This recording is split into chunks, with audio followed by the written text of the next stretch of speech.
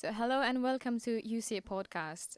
I'm Sosi, and today I'm joined by Chained Sharma Shajal, a writer, filmmaker, broadcaster, and storyteller. Born in India, based in UK since 1974, she is currently working on Diamonds Are Not Forever, a screenplay that explores the 1850s theft of the Kohinoor diamond from India by the British Empire. Today we'll talk about legendary and most controversial gem in history, a Kohinoor. Chand, welcome to the podcast. Thank you for inviting me. Kohinoor was not gift. British took it by force. Why did you feel it needed to be told now to the generation? Well, there are lots of reasons. I mean, first of all, I have actually no idea why I focused on Kohinoor. But what happened very strangely in 94, that the victims of Bhopal tragedy, thousands of people who had died, and American and Indian lawyers got together trying to seek compensation from Union Carbide, which was an American company. After 10 years, I think they were given only £20 each. That enraged me. I was very annoyed because they were guzzling champagnes, having parties. And here, poor people died in £20 after 10 years. So I don't know what triggered that off. The kind of imperialism, colonial, economic, cultural, because Edward Said wrote in his book, Orientalism and culture, something, I can't remember the name. But he said, West is nobody to define Eastern culture. So some things, I was reading his book also, and it just kind of occurred to me that Kohinoor is a symbol of exploitation. So I just kind of decided to research, because there are so many prevalent stories about Kohinoor. Lots of people do not know the truth. And fundamentally, when my son was here in school, nothing, but nothing, in 50 years that I have lived here, no children are taught the history of empire. In British schools. Well, in British schools, in England. So, how the Kohinoor controversy started in 90s? Well, because I think even when Cameron went to India in 2012, Indians demanded to return the Kohinoor. And Cameron said, if we indulge in returnism, the British museums would be empty.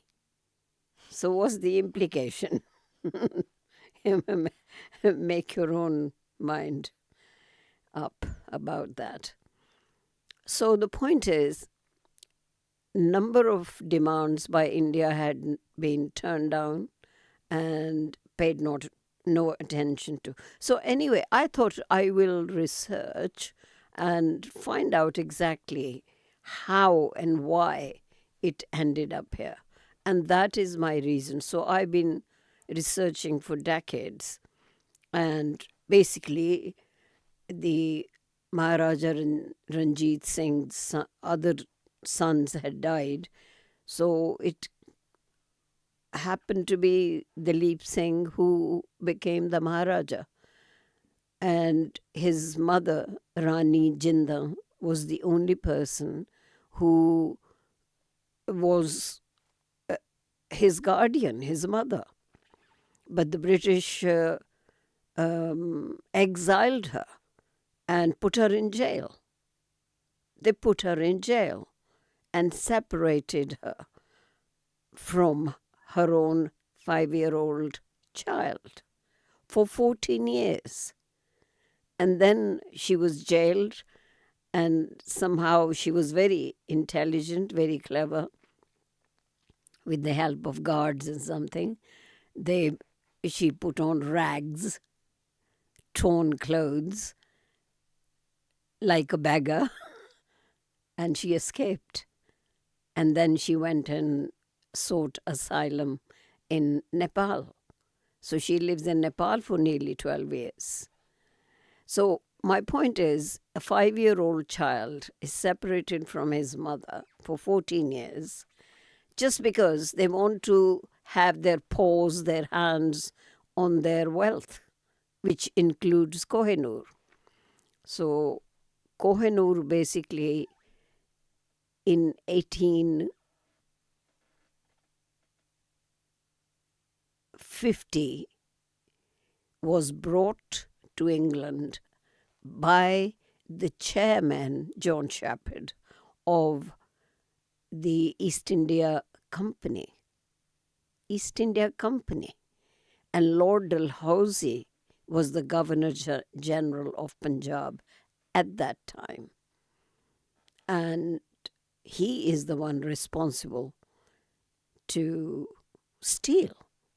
So it's not just the Kohinoor. They emptied the whole treasury, which had kilos and kilos of jewels, rubies, pearls, diamonds. In the film, I like to show many, many, many jewelry pieces that the Queen, Diana, or now Kate are wearing. They are all from India. Because one Hyderabad necklace is actually 66.5 million pounds.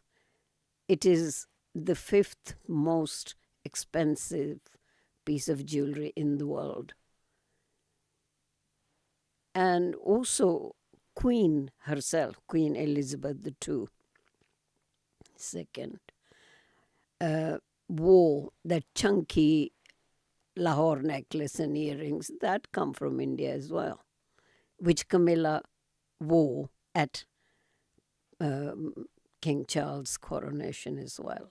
So, I mean, half the things are stolen, but they never acknowledge and they never tell. So, my point, in fact, is that children should be taught the history, how these things came to be in England. It's just not the Kohinoor, it's Rosetta Stone, it's Banin bronzes, it's Tipu Sultan's 33 swords, inset with jewels. So there are so many things that are in British Museum, and of course the Peacock Throne, which was first stolen by Nadir Shah. He took it to Iran. And so the whole idea is the story, not just the diamond, the story of empire should be taught in the school, which it isn't. That's my fundamental reason. So in next episode, we're going to talk about the weight of diamond and where is it now